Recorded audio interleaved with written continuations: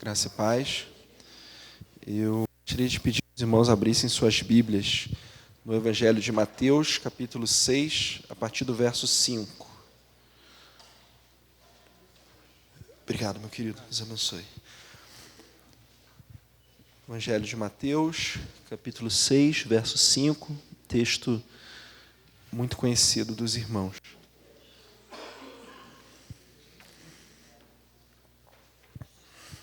Evangelho de Mateus, capítulo 6, verso 5. Diz assim a palavra do Senhor: E quando orardes, não sejai como os hipócritas, pois gostam de orar em pé nas sinagogas e nas esquinas das ruas, para serem vistos pelos homens. Em verdade vos digo que eles já receberam sua recompensa.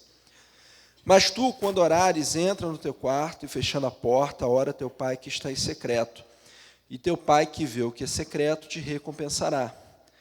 E quando orardes, não useis de repetições inúteis, a exemplo dos gentios, pois eles pensam que serão ouvidos pelo muito falar. Não vos assemelheis a eles, pois vosso Pai conhece de que necessitais antes de o pedirdes a Ele. Portanto, orai deste modo: Pai nosso que estás no céu, santificado seja o teu nome. Venha o teu reino, seja feita a tua vontade, assim na terra como no céu. O pão nosso de cada dia nos dá hoje. Perdoa-nos as nossas dívidas, assim como também temos perdoado aos nossos devedores. E não nos deixes entrar em tentação, mas livra-nos do mal, pois teus são o reino, o poder e a glória, para sempre. Amém. Senhor, meu Deus, meu Pai, está aqui a tua palavra, está aqui o teu servo, está aqui o teu povo. Que em nome de Jesus, nada que for falado daqui provenha de homem, mas que o Senhor venha fazer uma obra no meio de nós, em nós, através de nós, e que ao sairmos daqui, nossas famílias sejam edificadas para a honra e glória do teu santo e bendito nome. E em nome de Cristo Jesus que oramos e agradecemos. Amém. O que está acontecendo aqui? Os irmãos conhecem esse texto, um dos trechos mais famosos da Bíblia. É um pedaço do Sermão do Monte, onde os discípulos eles se reúnem a Jesus e pedem a Jesus para ensiná-los a orar. Porque nessa época, primeiro que o Espírito Santo não havia sido derramado, da mesma forma como você e eu temos. Então, hoje, a nossa oração ela é uma conversa, ela é um bate-papo. Eu abro o meu coração para Deus, eu falo para Ele tudo aquilo que está no meu coração. Eu peço, eu louvo, eu suplico, eu agradeço. Mas os discípulos, eles não sabiam como orar. E Jesus dá a eles um modelo de oração, de que maneira eles poderiam orar. E aí eu gostaria que você, meu querido irmão, minha querida irmã, se fizesse a seguinte pergunta: eu sei orar? Eu tenho orado como se deve? Eu tenho orado como deveria? Certa vez perguntaram para um pastor mais experiente, o que é mais importante, pastor? Orar ou ler a Bíblia? Ao que ele teria respondido. E eu te pergunto, qual asa do passarinho é mais importante, a direita ou a esquerda? Então, exatamente. Então, eu sei que é natural, muitos de nós têm uma propensão maior para orar, outros para ler a Bíblia, mas o fato é que as duas coisas são importantes. E Jesus ele dá um modelo de oração. E nesse modelo de oração aqui, Jesus ele faz 10 afirmações. Do versículo 9 ao versículo 13, nós temos 10 afirmações. Se eu te perguntasse agora qual desses versículos é o mais importante, qual que você me diria? Dá uma olhada aí no seu texto. De todos esses versículos aí, obviamente, que para eu afirmar o que eu vou afirmar, eu vou usar a Bíblia. Mas desses 10 pontos aqui, qual que é o mais importante? Não precisa responder. Pensa um pouco. Porque eu sou professor, e quando eu dou aula, eu estou na minha turma, eu estou lá ministrando a minha aula, e Jesus, obviamente, que era um excelente pedagogo, um excelente educador, mas imitando a Jesus, quando eu estou ensinando algo na minha turma, eu explico tudo, e aí aquilo que for de mais importante, aquilo que possivelmente for cair em uma prova, o que eu faço? Eu repito. Eu não faço, se eu tiver no final do bimestre, fazer uma revisão, eu não dou toda a aula de novo, eu só repito aquilo que é o mais importante. Jesus ele vai falar, portanto, orai deste modo. Ele vai dizer, Pai nosso que estás no céu. É importante? Claro. Santificado seja o teu nome, venha o teu reino. Seja feita a tua vontade, assim na terra como no céu. O pão nosso de cada dia nos dá hoje. E perdoa as nossas dívidas, assim como também perdoamos os nossos devedores. E não nos deixe entrar em tentação, mas livra-nos do mal, pois teus são o reino, o poder e a glória para sempre. Amém. Jesus ele deu uma aula. Só que no verso 14 e 15, ele retoma. O que ele diz? Porque se perdoardes aos homens as suas ofensas, também vosso Pai Celestial vos perdoará. Se, porém, não perdoardes aos homens, tampouco vosso Pai perdoará as vossas ofensas. Jesus ele faz 10 afirmações, mas só uma ele repete. E aí eu entendo, na minha leitura, na minha interpretação, que se ele está repetindo algo, é que aquilo é para ser melhor fixado. Mas por que essa questão do perdão é tão importante? Perceba que dentro do cristianismo existe uma coisa que só nós temos, que nenhuma outra religião no mundo, na história, possui. E isso, para mim, é um dos motivos de nós crermos que a nossa é a verdadeira, que é o conceito de graça. O que é graça? Graça é um favor imerecido. É aquilo que eu recebo sem ter feito absolutamente nada. A salvação é pela graça. Vós sois salvos pela graça, por meio da fé. Isto não vem de vós, é um dom de Deus, não vem por obras para ninguém se glorie. Deus ele nos abençoa, Deus ele faz muitas coisas pela gente que são pela graça. Eu não fiz nada, eu não mereci. Deus foi e me deu. Mas o perdão, ele é algo diferente. Veja bem, por favor, eu preciso abrir um parêntese. O perdão para a salvação, ele é dado de forma incondicional. Então, eu entreguei minha vida a Jesus, eu sou salvo pelos pecados que eu cometi, que eu cometo e que eu vou cometer. Para a salvação, já está tudo perdoado. O pecado que eu vou cometer semana que vem, em Jesus, já está perdoado e eu vou para o céu. Não é que nem um amigo meu que uma vez virou para mim e falou assim, caramba, já imaginou, eu peco, Jesus volta, não dá tempo de eu pedir perdão e eu fico? Eu falei, cara, não é assim, para a salvação. Mas para a purificação é diferente.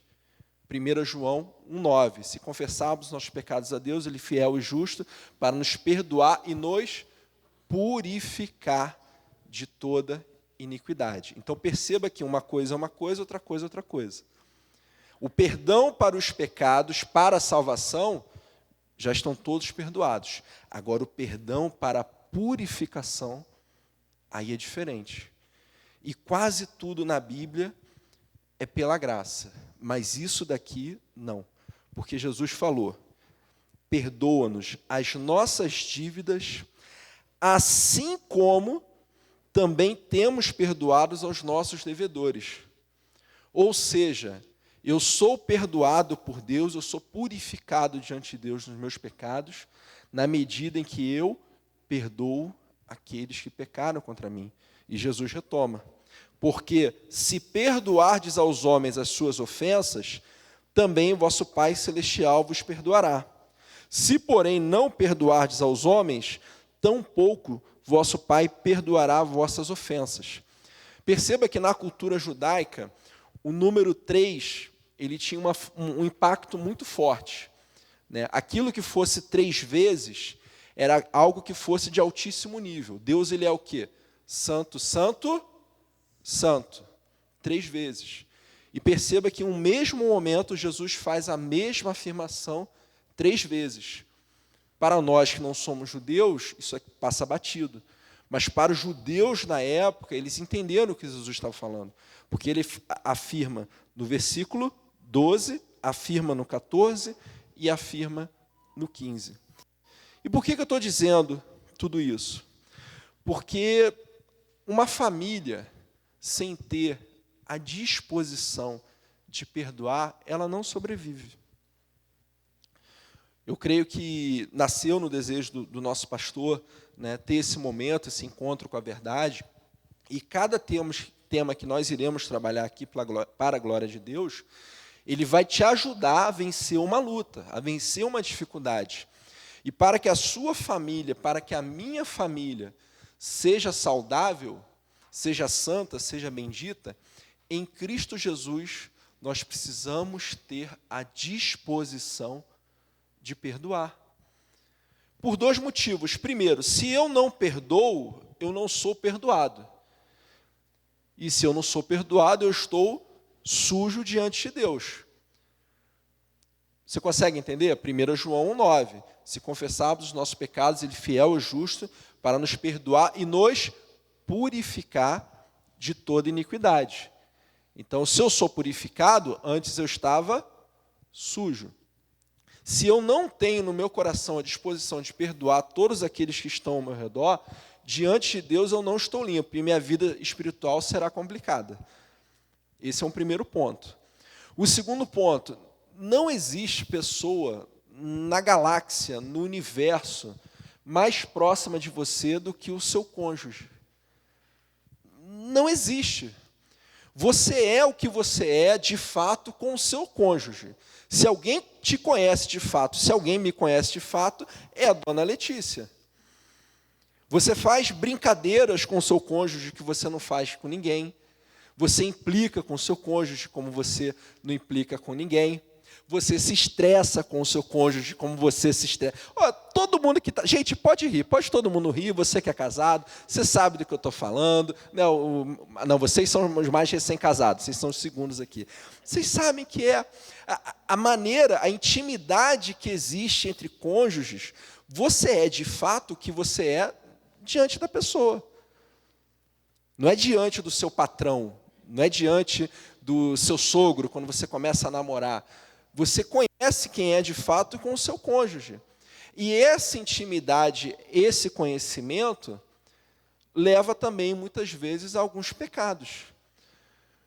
Porque eu duvido que você alteraria a sua voz com uma pessoa que você não tem tanta intimidade, como talvez você altere com o seu cônjuge. Talvez você grite com o seu filho de uma forma que você não gritaria com o seu sobrinho, com a sua sobrinha. Porque a família é o local da intimidade, e a intimidade ela pode, não quer dizer que necessariamente vá, levar a atos pecaminosos. Logo, se eu não tiver no meu coração a disposição, e o que é disposição? É estar disposto à ação. É aquilo que fala com você e você, de pronto batido, vai fazer.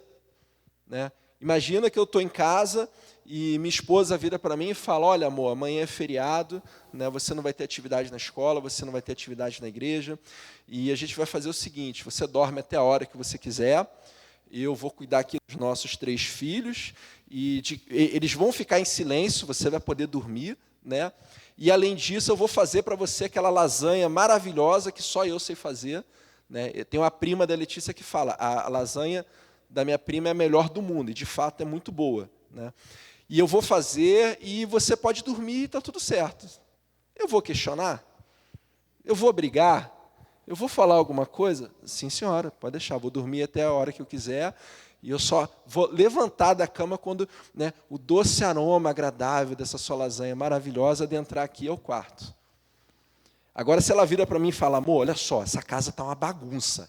Eu não aguento mais. Amanhã é feriado, 5 da manhã a gente acorda, com as crianças dormindo, porque a gente vai limpar isso daqui, vamos fazer acontecer. E eu sei que algumas irmãs já cometeram esse pecado com seus maridos, né, pelo amor de Deus. Levantar de madrugada, no feriado, para limpar, nossa, né? Só Jesus na causa. Qual que vai ser a minha disposição? Zero. Eu vou ligar para o meu diácono, o Saulo, vou falar assim, cara, arruma coisa aí para a gente fazer aí, eu vou te fazer uma visita aí, e acabou e já era, porque minha disposição vai ser zero. Tem que levantar de madrugada no feriado para poder arrumar a casa. Então, disposição é isso, é estar disposto à ação. E para que a nossa família possa ser saudável, nós precisamos ter esse ímpeto, ter essa pronta ação de perdoar, porque a pessoa vai perdoar. A pessoa vai fazer algo, eu vou fazer algo, ela vai fazer algo, e não adianta. 1 João 4,20 vai dizer o seguinte: